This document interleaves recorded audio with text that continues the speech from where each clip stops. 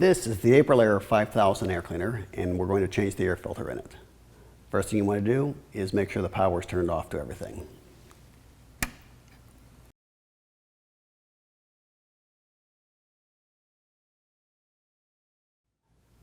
Now let's take the door off. This happens to be a newer model, so the door comes off thusly. Some of the older models hinged to the side, and they had little locking pins on them. This one, again, newer model, clips on the top. So we'll set this off to the side. Now we're going to slide out the filter frame.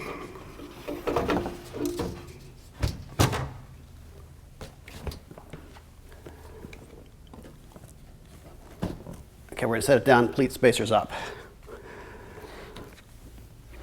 There's little clips here. We're going to push these buttons in and hinge the doors down. There's 2 tabs on each door. Okay, now, next thing we want to do is remove the pleat spacers. These are a little bit tricky, but basically you twist the edge right here, and it comes up. So we're going to twist each one, then move to the other side. Okay, there's one out.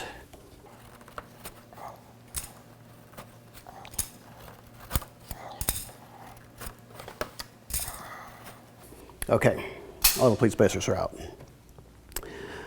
Now there's a plastic strip here that we're going to just lift it up. It has little snaps on it. Same with the other side. All right. Now, the filter itself is hung on 2 little hooks. There's one here, one here, one here, one here, 2 on each side.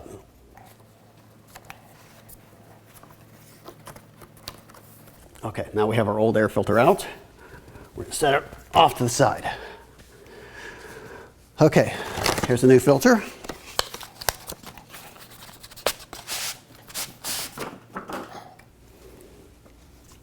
Let's set it in place. And if you look real close, you'll see these little tabs here that stick up. And on the cardboard edge of the filter, there's a little slot here. So there's 4 of those, 4 tabs. So we're going to slide that on there.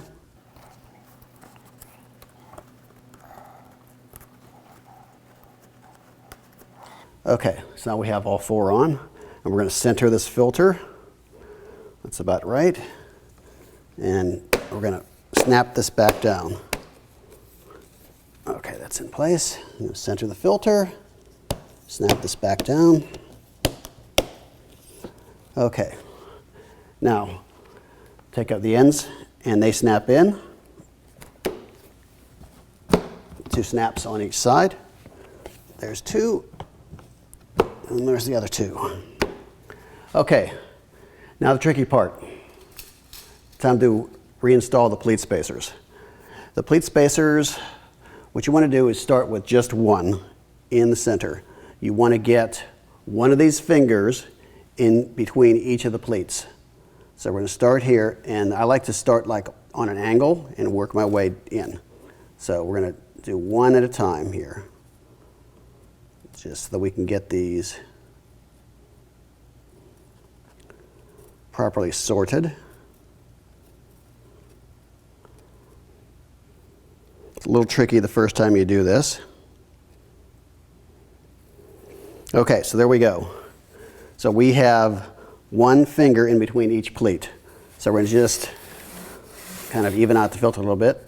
We're going to set this, I'll set it off to the side here. Now we didn't snap that in yet. We're going to take another one, and we're going to go right next to it. Since we've taken the effort to get the spacing right, we're going to slide that one next to it, bring it over to here. Again, just drop this one in right next to it because it's already lined up nice and pretty. Okay.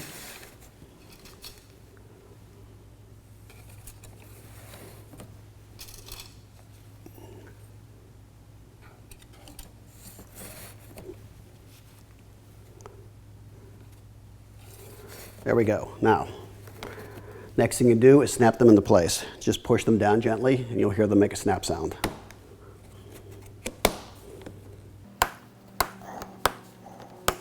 And the other side.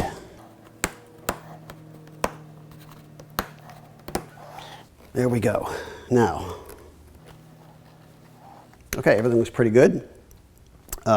If you have an occasion where you accidentally, in the process of popping one of these out, snap the ends off, you can buy replacement pleat spacers. If you open yours up and you find your pleat spacers have ends broken on some of them, that's because you waited too long to change your filter.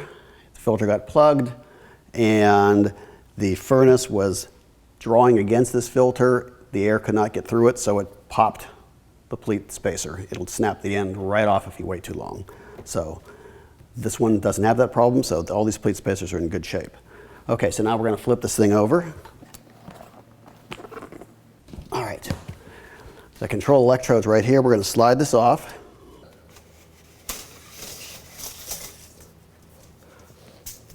Let's set it here and move this to the side. Okay, the control electrode can either be vacuumed with a brush head on a vacuum cleaner or wiped down. We're going to wipe this one off. Okay.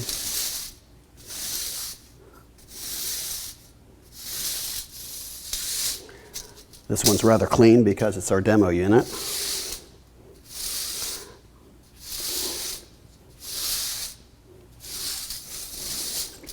Okay, we'll set this on the side. Now, this is the ionizing wire frame. You're going to want to take a damp rag and carefully wipe the dust from this assembly. You'll want to be careful. There's little skinny, like piano wires. They're called ionizing wires. They look like piano strings. And they are very fine and brittle, so you don't want to push down on them. You'll break them. They are replaceable, of course, but you want to try not to damage them while you're in here. So now you're going to wipe this down.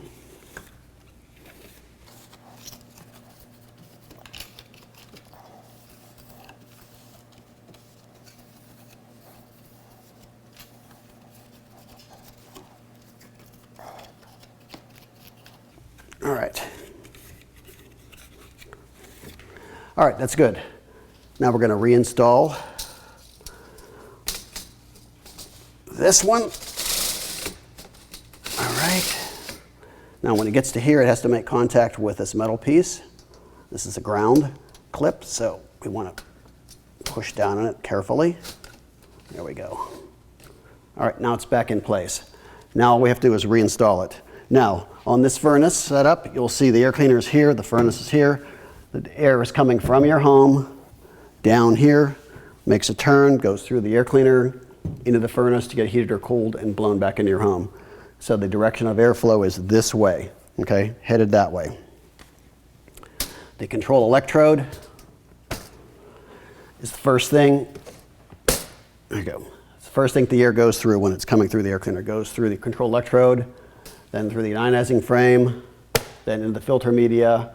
Now the air is clean and it will leave the air cleaner and go into the furnace. So,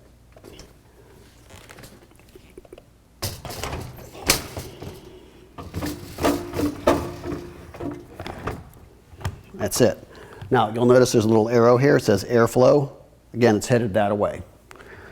So this is in.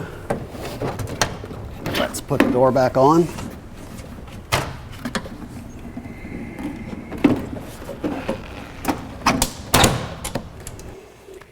And then we'll turn the power on, turn the furnace back on, and check it. If it's working properly, this particular model has a light behind here. Some of the older models had a little green light on them.